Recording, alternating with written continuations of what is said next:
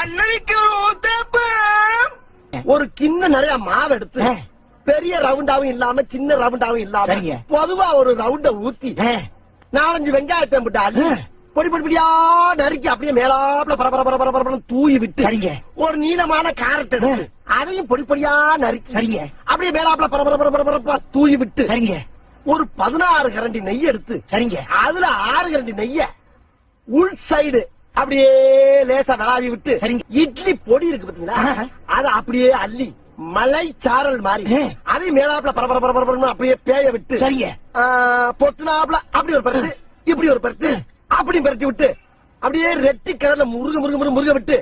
அழகா மடிச்சு கம கம கமன்னு ஒரு ஊத்தப்பத்தை எடுத்துட்டு வாங்க. அன்னைக்கு